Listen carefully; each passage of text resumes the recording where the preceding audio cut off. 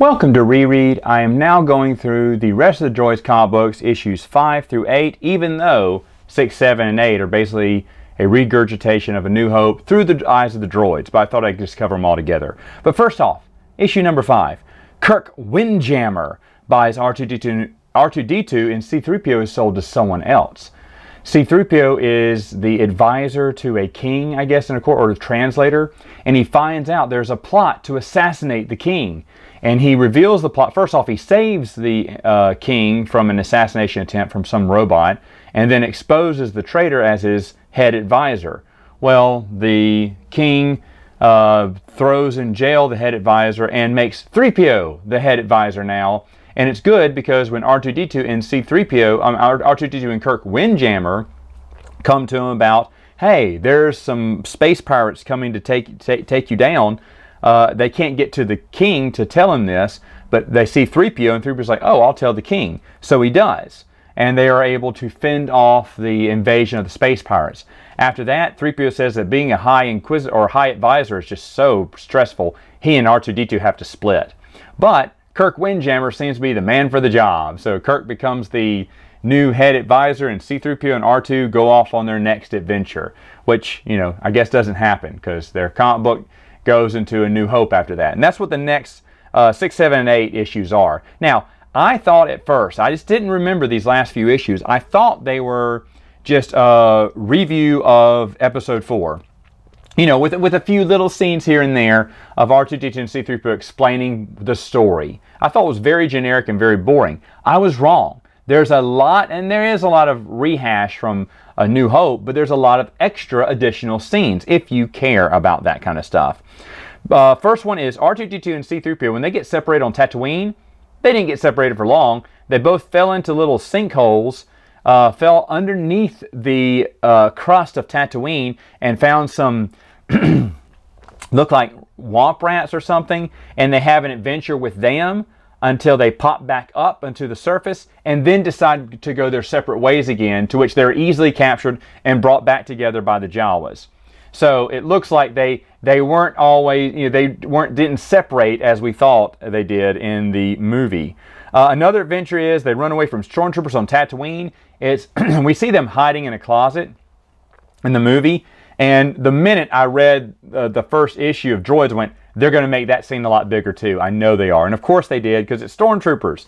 And so they're running around the Tatooine market away from the stormtroopers and trying to lose them the whole time to get back in time for Obi-Wan and Luke to come out of the cantina.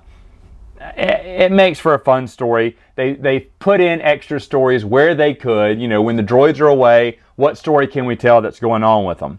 They get involved. This one was really weird. When they're on the Death Star and they leave to say, oh, you know, my little counterpart is, I can't remember what he says to the stormtroopers, but he needs to get a checkup, and so they let him out, and they don't just go straight to the trash compactor, you know, little wall set up to where they save him.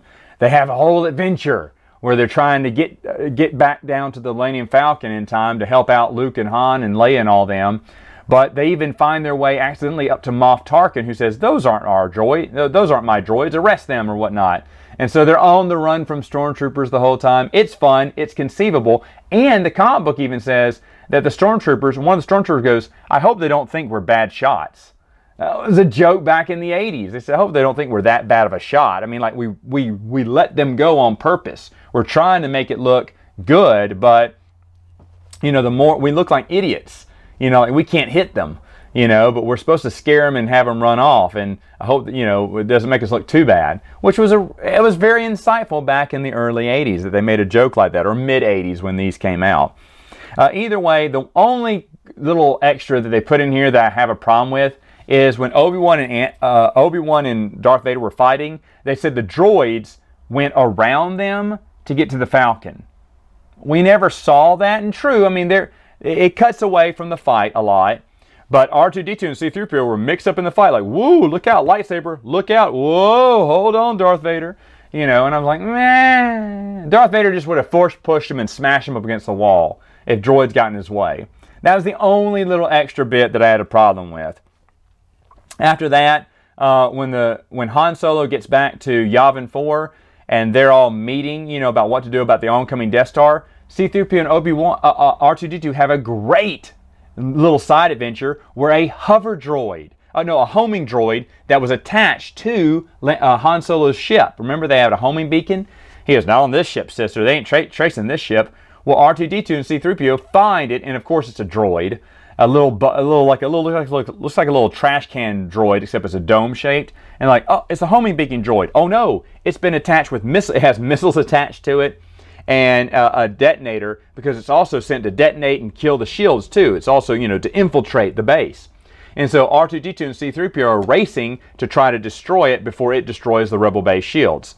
Fun story. Fun story. I get that. And I really loved it. I was really surprised how much I enjoyed issues 6, 7, and 8. Because I remember it was the Star Wars through the droid's eyes. I was like, oh, this is going to be boring. No, it was such an enjoyable read. The Droids comic book series as a whole is, I think, worth your time, even if you never read or never watched the cartoon series. I think it's fun, and I can hear Anthony Daniels making the jokes. Like I said, nothing highbrow. This is made for children, but still a lot of fun. And not too, besides the fight, then getting involved with the fight with Darth Vader and Obi-Wan, nothing else was just stretch the imagination of corniness for a cartoon comic book series.